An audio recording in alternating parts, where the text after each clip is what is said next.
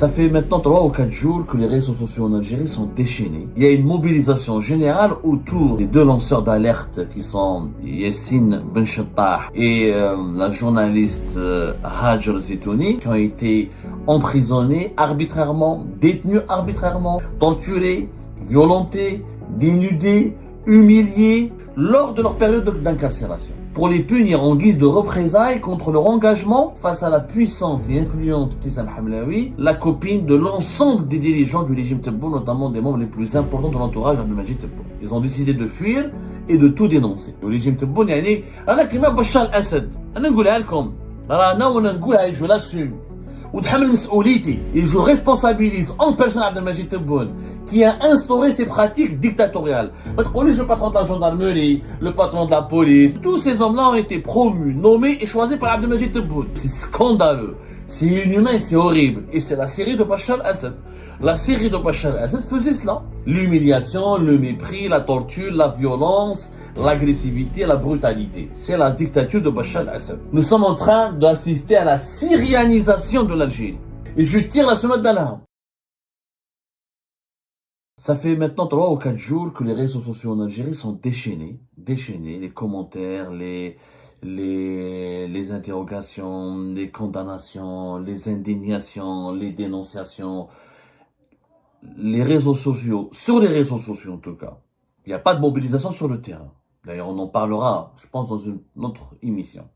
Mais sur les réseaux sociaux en tout cas, il y a une mobilisation générale autour des deux lanceurs d'alerte qui sont Yassine Benchettah, ancien chef du bureau régional de Skikda du Croissant Rouge algérien, et la journaliste Hajar Zitouni, qui ont été emprisonnés arbitrairement, détenus arbitrairement, placés en garde à vue arbitrairement pendant plus de 5 jours jusqu'à 6 jours au niveau d'une brigade de recherche et d'investigation dans la gendarmerie nationale de Mondraïs, torturés, violentés, dénudés, humiliés, rabaissés et maltraités, ensuite frappés, je dis bien frappés et agressés lors de leur période d'incarcération. Juste parce que cette mésaventure et ces mauvais traitements cruels leur ont été infligés pour les punir en guise de représailles contre leur engagement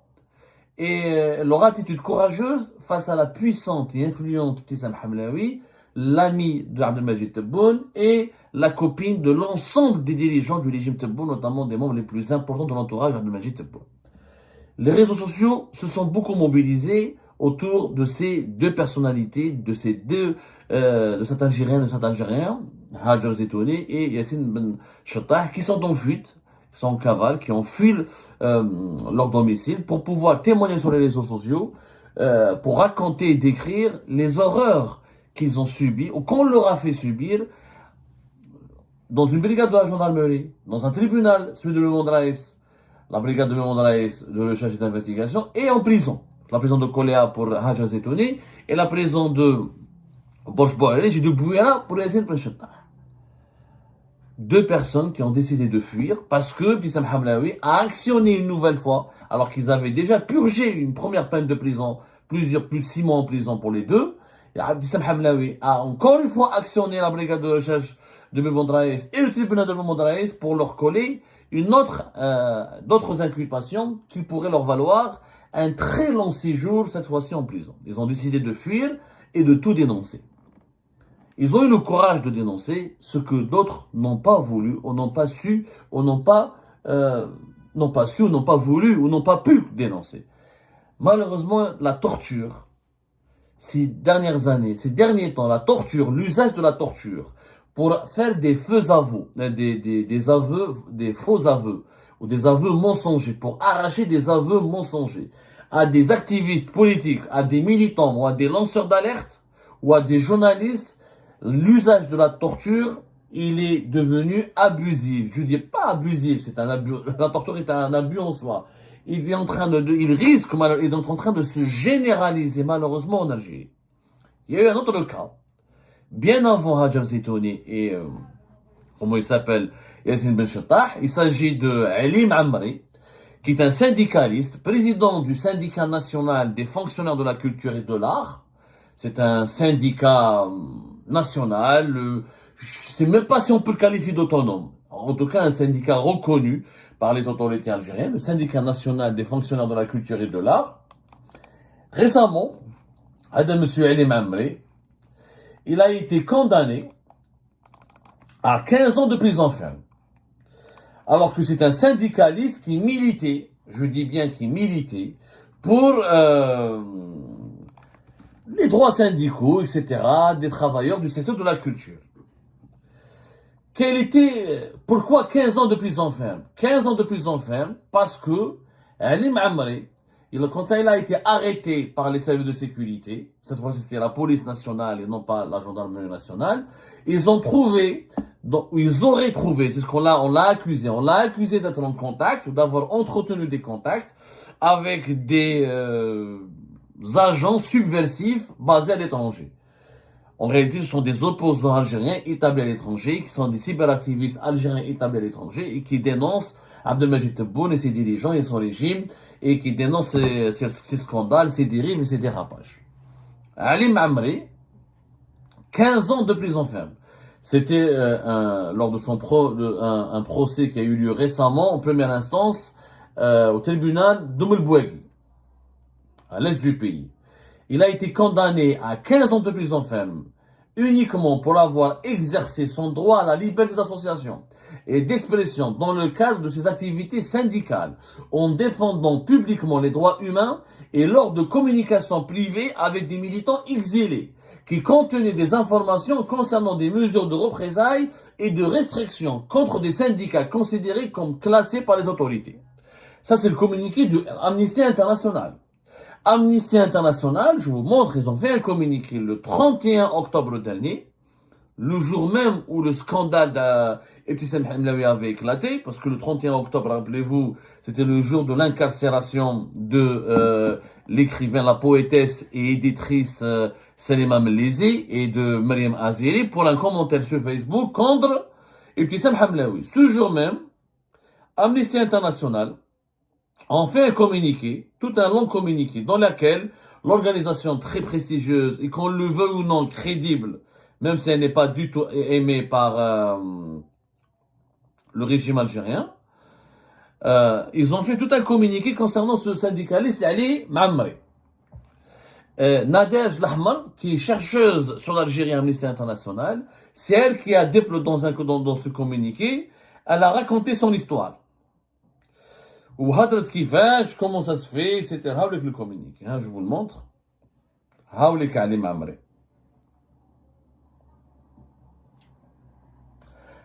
Amnesty International le 31 octobre 2025. Le communiqué sous vos yeux. Vous pouvez aller lire, je n'invente rien. Je cite mes sources et je vous montre mes sources. Les autorités doivent annuler la peine scandaleuse du syndicaliste Ali Mamri. Il a été condamné à 15 ans de prison ferme pour avoir échangé sur Messenger, sur WhatsApp, sur des messageries cryptées, Facebook Messenger, etc., ou sur les réseaux sociaux. Donc ce sont des communications privées avec des militants exilés. Il parlait de la situation politique dans le pays, de la situation des associations et des syndicalistes et comment ils sont réprimés, ils sont harcelés et empêchés d'exercer leurs activités syndicales par les autorités algériennes. Donc sur la base de conversations privées, ce n'est même pas une conversation privée, ça veut dire que ce n'est pas une action publique, ce ne sont pas des propos publics, ce ne sont pas des comportements qui se sont produits sur la scène publique. Une conversation privée, c'est comme si واحد يدخل دار تاعك كيما قلت لهم هاجر زيتوني انت راك عريان في دارك في داري j'ai le droit d'être venu chez moi. Et quelqu'un rentre chez toi, la police rentre chez toi, on va te culpabiliser, on va te dire attentat à la pudeur parce que tu es né chez toi dans ta chambre, dans ton intimité. C'est-à-dire même dans ta sphère intime, on peut te juger, te condamner et t'emprisonner. Le régime Tebboune يعني انا كيما بشار الاسد انا نقولها لكم رانا وانا نقولها je l'assume ونتحمل مسؤوليتي. Et je responsabilise en personne Abdelmajid Tebboune qui a instauré ces pratiques dictatoriales. Mais le patron de la gendarmerie, le patron de la police, le ministre de la justice, tous ces hommes-là ont été promus, nommés et choisis par Abdelmajid Tebboune. C'est lui le président de la République, c'est lui qui doit assumer, c'est lui qui doit les sanctionner s'il est vraiment soucieux de la dignité et de l'honneur des Algériens et des Algériens. Ali Mamri, comment on a accédé, comment on lui a fait signer des aveux, il a signé dans des PV comme quoi il reconnaît avoir entretenu des contacts avec des militants basés à l'étranger qui sont qualifiés par les autorités algériennes de subversifs, de terroristes ou d'ennemis de la nation ou de traîtres à la nation. En réalité, Ali Mamri, il a été frappé à plusieurs reprises par les policiers, il a été déshabillé par les policiers, il a été déshabillé entièrement, exactement comme Yassine Ben Chattah. Hajar Zetouni, ils ne l'ont pas déshabillé entièrement. Ils lui ont enlevé des sous-vêtements, ils lui ont enlevé son foulard, ils l'ont laissé avec un t-shirt et un pantalon. يعني شافوا ما حبوش قريب يعني pratiquement ils l'ont déshabillé entièrement. Selon les informations qui nous parviennent de son dossier. Et peut-être que Hajar Zetouni va avoir le courage de dire exactement, de raconter tout ce qui s'est passé et de nous donner d'autres précisions qu'elle n'a pas osé encore aujourd'hui révéler pour protéger sa pudeur et son honneur.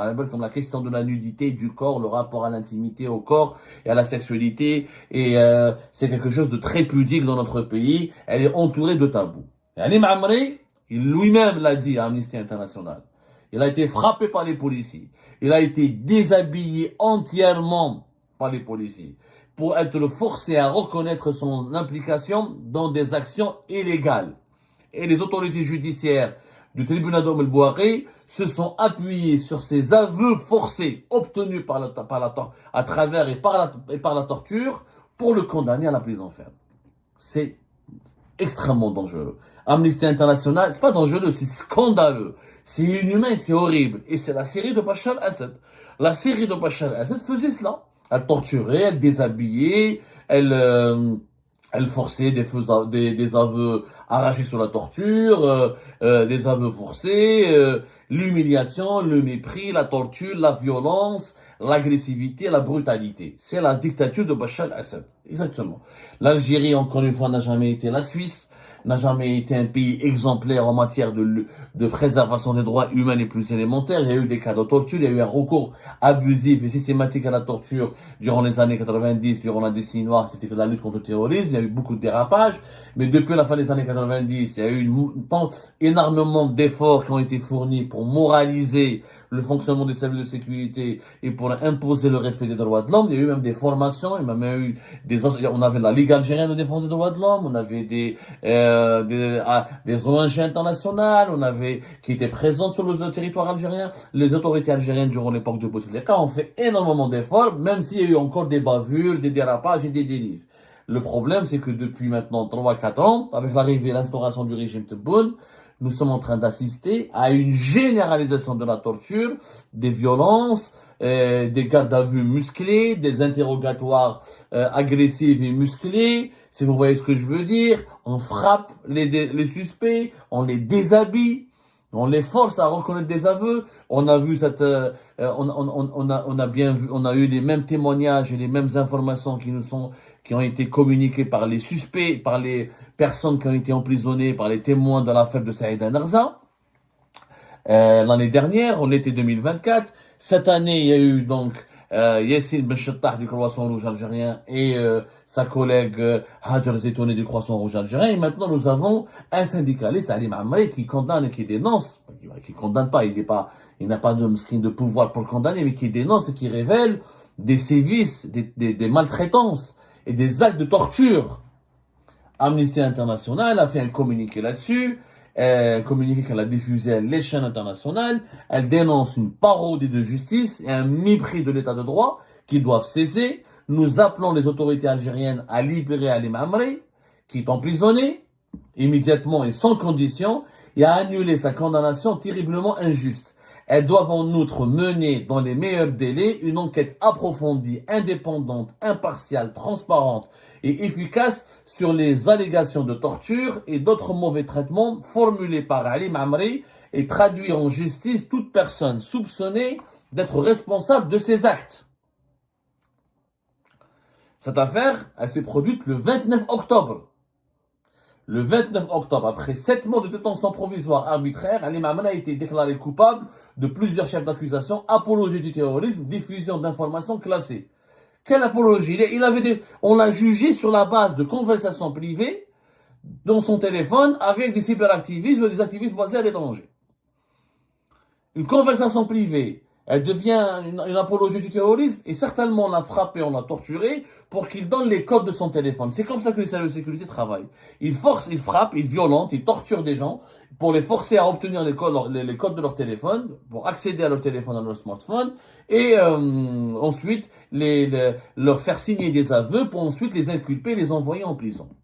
C'est la tactique du régime de Bachar al-Assad. Nous sommes en train d'assister à la syrianisation de l'Algérie. Nous sommes en train d'assister à la syrianisation de l'Algérie. Et je tire la sonnette d'alarme. Ali Ma'amri, il est en prison, il a parlé à ses avocats, il a raconté à Amnesty International ce qu'il a subi. Monsieur Yassine Benchettah, il est en fuite, il a tout révélé avec une description minutieuse, très précise sur tout ce qu'il a subi lui, c'est comme torture, violence et brutalité. Hajar Zitouni, la même chose. Et Dieu sait combien de témoignages encore qu'on aurait pu accueillir ou recueillir plutôt si on libère la parole dans ce dossier cruel qui est, encore une fois, relatif aux tortures et aux violences policières et judiciaires infligées à des activistes ou à des journalistes ou à des syndicalistes. C'est honteux. C'est honteux. Condamner des personnes sur des communications privées avec des militants, sur des commentaires sur Facebook, et torturer des personnes sur la base de leurs opinions, ou torturer des personnes pour les punir à propos de leurs opinions formulées dans un espace d'échange privé et confidentiel, est tout simplement une atteinte caractérisée aux droits de l'homme les plus élémentaires. Il faut savoir que l'affaire d'Ali Ma'amri va aller très loin, puisqu'il y aura des organes de contrôle de l'Organisation internationale du travail qui ont été saisis. Il fait partie d'une association qui est créée par les Algériens basés à l'étranger, notamment en Suisse, la Confédération syndicale des forces productives. Et je pense que le Conseil des droits de l'homme de l'ONU et bientôt d'autres instances du droit international ne vont pas tarder à se manifester pour se saisir de ce dossier de torture et de violence et de détention arbitraire pour réclamer des comptes et des explications au régime Tebboune. Ce dernier doit absolument comprendre que les Algériennes et les Algériens ne sont pas des esclaves, qu'ils ne sont pas des animaux, qu'on n'a pas le droit, absolument pas le droit, de les torturer, de les violenter, de les persécuter, parce qu'ils ont osé faire usage de leur liberté, de leurs droits fondamentaux. La torture se généralise massivement en Algérie. Nous craignons sérieusement le scénario d'une syrianisation à la Bachar al-Assad de l'Algérie. Il faut qu'on se lève tous, comme un seul homme, comme une seule femme, pour dire non à ces pratiques, à les stopper. Notre pays a plus que jamais besoin de nous et de notre mobilisation. Et ben c'est la fin de cette vidéo les amis. Je vous remercie comme d'habitude pour avoir suivi jusqu'à la fin. N'oubliez pas de nous laisser vos commentaires et vos réactions sur la vidéo et de vous abonner à la chaîne si vous n'êtes pas encore abonné. Et merci aussi pour vos commentaires et vos discussions très animées dans la section des commentaires.